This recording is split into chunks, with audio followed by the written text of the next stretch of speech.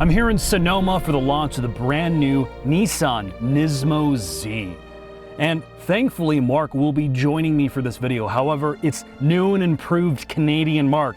He's come back from Canada, his T levels have increased, he has hair, and he's gotten leg extensions. Just look at this specimen of a man. The Nismo Z for many people is DOA, and the reason for that is it's automatic only. I can already read the comments. And in this video, I'm going to do my best to address that question. Does the automatic kill this car?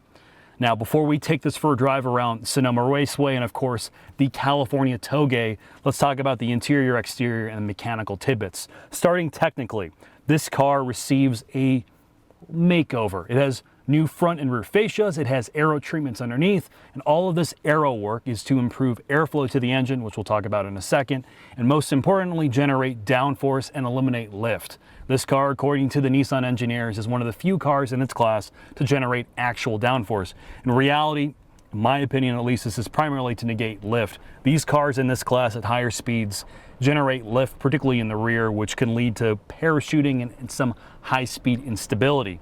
The next thing they changed is suspension tuning. Starting with tires, you have a far stickier Dunlop tire. You have the same width tires in the front. However, the raised wheels, which are now wider in the rear and the overall design is lighter, you now go from a 275 to a 285, generating a little bit more mechanical grip. The next thing they touched is bushings. All of the bushings are massively stiffer than they used to be. It's to help this car deal with some of the lateral movement issues in the past.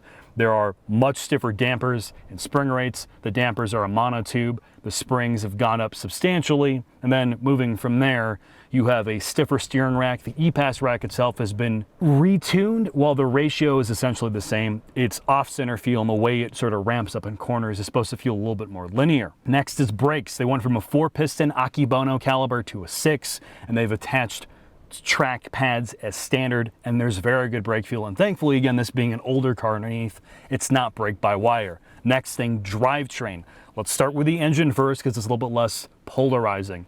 This is their beloved V6 turbocharged engine. It is an open deck design, and for the Nismo variant, they have upped the power. Mechanically, the block is identical. It now, however, makes 420 horsepower and 384 foot-pounds of torque. So that's 20 more horsepower and 34 foot-pounds of torque. The big mechanical change, though, is the ignition system and the cooling. The ignition system now allows them to control each cylinder independently. In the past, they did not have that flexibility of control, and now it has a more capable air-to-oil cooler in the front end of this vehicle.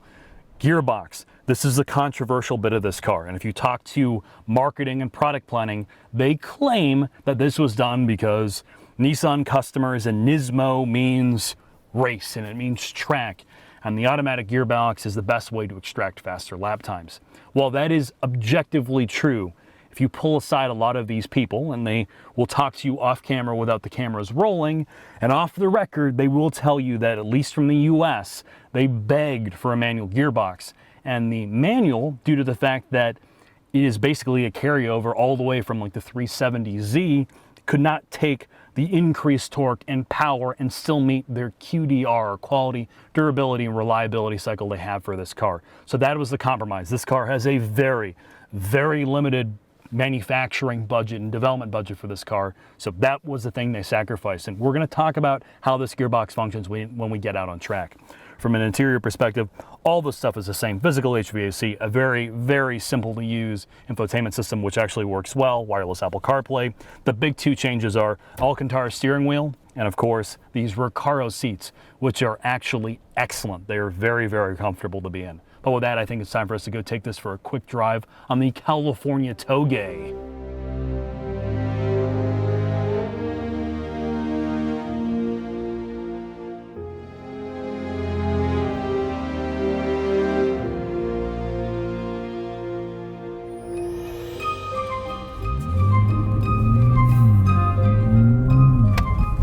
Mark, you're my new mail order bride. You're looking good. The hair implants and leg extensions look incredible, and we're about to launch this thing. Show me what 27% financing gets me. Well, I guess the first question, it's something I addressed at the beginning of the video. It's automatic only. Mark, how do you feel about that in this car? Does it make it irrelevant? Is it something you don't want to deal with anymore? Well, Jack, I was going to be very upset before I got here, thinking it was going to be the worst thing ever, as all enthusiasts did. But driving it out here in manual with half throttle, part throttle, it's not that bad. Would I like a manual? Absolutely, because the Supra exists as its competitor, and it is still offered with a manual with a B58. With an artful execution of mechanical brilliance, the BMW B58 engine triumphantly epitomizes the zenith of automotive propulsion technology.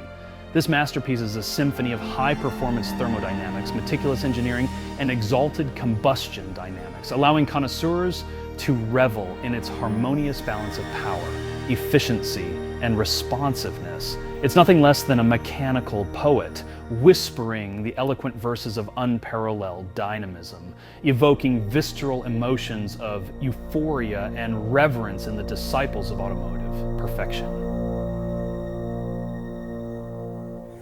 All the blood, man, leaving my brain. No, look, I mean, the honesty part about this is this automatic is not that bad. It's far better than the base automatic found in the regular Z. It's sharper, it upshifts faster, it downshifts much faster. It's far more responsive. 50% is what they say. The con part is that if you compare it to its natural competitor, really the only natural competitor for most people, the Supra, another two-door, kind of Japanese, less Japanese than this kind of car, the drivetrain in that vehicle, memes aside, the B58 is better than this engine. Absolutely. And the ZF 8-speed is far better calibrated. It upshifts faster, it downshifts faster. It's just a better gearbox, if I'm going to be honest, and the engine makes more power. Yeah, and we do have some different drive modes. So you're driving in Sport Plus, which Yes. lets you pop off all those quick shifts and whatnot. If I was to dial you down into normal, you want to try that? Sure. Okay, let's go back into standard. Let me know how much worse it is right now. It turns this thing into a regular slush box. The weird thing about this car, so the Nismo is, according to them in the slides, your track buddy. You're buying this not to drive this purely as a GT car. You're looking for ultimate fun on the back road. And when you put it in, normal mode and you put it into D, gearbox is, It's a regular slush box. Yeah, it just feels like an auto. All right, let's end that there. Sport Plus. The suspension tuning's the next thing, at least on the road. Compared to the regular Z, which is very compliant, on broken and sort of soft pavement, this is much stiffer. Yes. Is it unbearable though? Probably not. If you can live with the Recaros, which are actually very comfortable, and just the mentality of this car, you could probably daily this no issues. I do think the best thing about this being stiffened up, the problem with the Z is that laterally it was the regular Z, even the performance variant, it was too soft. Yeah. There wasn't good body control, and it sacrificed all of that for a compliant ride. This doesn't feel like you're pogoing in the rear end. It doesn't feel like you're on top of this car. So you can utilize the double wishbone suspension. You can load up the front end. You can feed in throttle, and you're not dealing with a car that it's just sloppy feeling. Yeah, it doesn't feel like the back is disconnected from the front, which is kind of what the regular Z feels like to me. Like even in all this kind of stuff that we're driving through, it feels like it's just one car developed as it should have been from the start, in my opinion. Yeah, this is a much more compelling car other than the automatic than the regular Z, and I feel like if this was the suspension tuning of the base car, or even, let's call it the base performance package equipped car, people wouldn't have complained so much. Exactly. The brakes, they are touchy. I know we talked about that off camera, but at least here out on the road, they work pretty well. There's good feedback. It's not brake-by-wire, thankfully, and again, this car, because it really is an old car underneath, has a lot of the basic driver feedback you like out of 15, 20-year-old cars in a car with the performance of a more modern vehicle.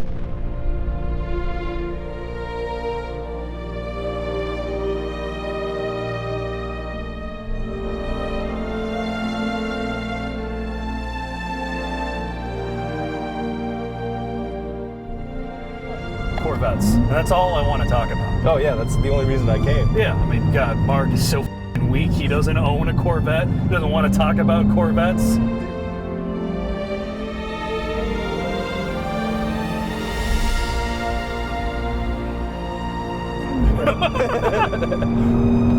All right, Jacob, we're on track now. There's an instructor in front of us. This is lead follow, one of my favorite tracks, Sonoma. Jack, I want you to send it as hard as possible. Value my life at 0. Well, I already do. As a Canadian person, you are a second-class citizen to me, sir. At least I have free health care, so if you do send me into the wall, I should be okay. That's a fair point. But because I don't have free health care, I have freedom. Let's talk about the Z on track. You just drove the regular automatic performance car. And I will tell you, back to back, there is an enormous difference between both of these vehicles. Enormous. I had basically 0 confidence in that car. It felt like it was going to drop off on several corners out here. And being a passenger with you on several of these corners back to back in this Nismo, huge difference. I'm not as terrified for my life anymore. There's way more mechanical grip. There's no real issues with weird secondary body motions. I can get on throttle earlier than you could without upsetting the car. Through that corner especially, like that was the scariest corner in the regular Z. Yeah, this car, man, I mean, other than the auto again, I mean, just like we talked about in the street, it's not the sharpest gearbox in the world, but it's not a huge hindrance on track. I don't feel like it's taken away from my ability to have fun, and all the good things about the regular Z, again, carry over here on track. The car is extremely progressive. You know what the front and the rear are doing at all times. You can lean on the front end as the brakes have great feel. It's an easy car to drive, man. Yeah, the brakes on the regular one felt kind of sketchy compared to this. Like I couldn't lean on them as much as you're leaning on these because we've got the upgraded track pads and I believe bigger calipers. Bigger calipers, bigger rotors up front. Yeah, man, I came into this with literally no expectations. I had minimal expectations. I thought this car was going to be horrible, and man, out here, I'm really, really happy with it. Yeah, they did a really good job. I came in the same way. I expected a 98 Altima with expired tags, but I think we got a 99 Altima with no, nothing with is faster tags. than a Nissan Altima, Jacob. Be careful. That's right. They'll get you. They'll take you out with that car. No, I mean, this doesn't have any of the sketchiness either that the Supra has. The Supra, all it wants to do is turn in and sort of upset itself almost, where the front and the rear just want to rotate constantly. This car doesn't have that. The front end, you work with as we're coming to this corner, braking, setting up the front end of the car, loading it up. There's a touch understeer. You can get on the throttle early, doesn't upset the back end. I'm really happy with this car. Jack, I'm really stiff right now. Do you want me to go limp for the next corner just to show the audience how much body rigidity this has? Of course. I like it when you go limp. I don't know how much longer my neck can take this. Oh, nothing I love more than tire squealing. Woo.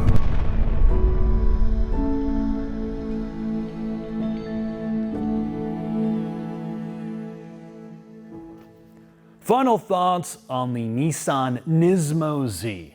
Man, they really knocked it out of the park with this corner buddy. Before we talk about why it's a corner buddy, I need to thank some people. First off, Jacob from the Straight Pipes. He filled in for Mark. He really dramatically increased the sex appeal of this video. I also wanted to thank Allison and Josh from Nissan. They were deeply accommodating to us, and they allowed me some extra time to film all the pretty B-roll in this video. So what about the car? Well, first off, it's expensive. It's like $64,500, at least in USD. I don't know what it costs in Canadian. Sorry, Straight Pipes viewers. Is that a lot of money? Yes, but it is less money than the Mustang Dark Horse, and it has less screens, which is a good thing. This is a far less gimmicky car. I think dynamically, it was a big surprise. The regular Z is a big disappointment, at least on track. This addresses all of those issues. Every person I talked to agreed. This blends all of the good things from modern suspension tuning and suspension capability with the old school car feel. Next thing to talk about is drivetrain. Yes, it's auto only. Yes, that does hurt my soul, but the automatic isn't horrible. No, it's not as good as the legendary B58 ZF 8-speed combo, but it's not horrible. And thankfully, it's not a CVT. Really, if you do like cars, you like the Nissan Z, this is the ultimate variant of it. It is the best driving Nissan Z I've ever driven, which, to be fair, isn't the highest bar in the world, but it is a very enjoyable car. With that, thanks for watching. I hope to see you soon. Jacob, tell me all about your Corvette. What color is your Corvette, Jacob? It's one of 69 made in tint coat yellow on a Friday. Oh man, my Corvette's one of like 5. It's blue. It's a Z06. Do you have a Z06, Jacob? Oh, that's the only one to buy, Jack. Man, people with Z06s are incredible people.